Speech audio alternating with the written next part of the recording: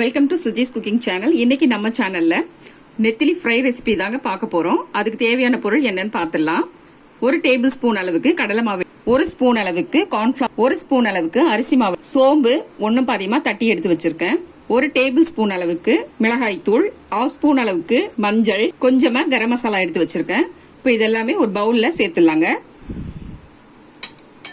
இதோட தேவையான அளவுக்கு உப்பு சேர்த்துடலாம். கொஞ்சமா இஞ்சி பூண்டு பேஸ்ட் ஆட் பண்ணிடலாம். எல்லாமே நல்லா கலந்து விடணுங்க. இந்த அளவுக்கு நல்லா ஈவனா கலந்து விட்டுடலாம். ஃபர்ஸ்ட் தண்ணி எதுவுமே சேர்க்க வேண்டாம்.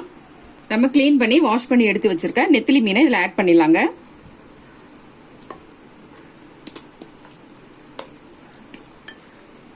மீன் ஆட் பண்ணிட்டு நல்லா எல்லா மசாலாவும் அந்த மீன்ல ஃபுல்லா கோட் ஆகிற அளவுக்கு நல்லா கலந்து விடணும்.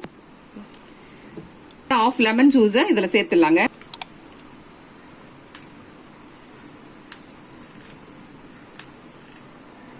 ஒரு கொத்து கருவேப்பிலை ஆட் பண்ணிடலாம். ஆட் பண்ணிட்டு திரும்பவும் எல்லாமே நல்லா மிக்ஸ் ஆகிற அளவுக்கு நல்லா கலந்து விடுங்க. கலந்து விட்டுட்டு இது ஒரு 5 மினிட்ஸ் அப்படியே நம்ம வச்சிடலாங்க. அப்புறமா எடுத்து ஃப்ரை பண்ணலாம். ஒரு பேன் வச்சிடலாங்க. பொரிக்கிறதுக்கு தேவையான ஆயில் விட்டுட்டோம். ஆயில் நல்லா ஹீட் ஆனதுமே இந்த நெத்திலியை ஒவ்வொன்றா எடுத்து இதுல போட்டுடலாம்.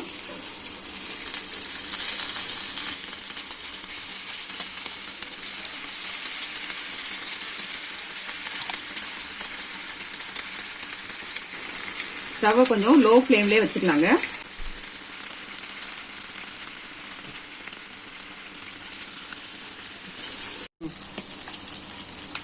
ஒன் சைடு நல்லா ஃப்ரை ஆயிடுச்சுங்க. அப்படியே நம்ம திருப்பி விட்டுடலாம்.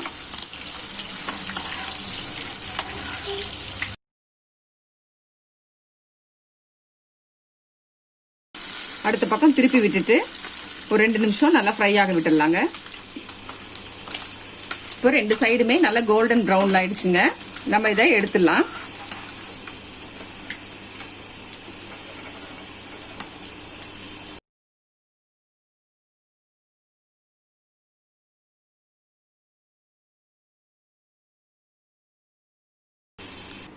ரொம்பவே சூப்பரான நெத்திலி ஃப்ரை இன்னைக்கு ரெடி பண்ணிட்டோங்க.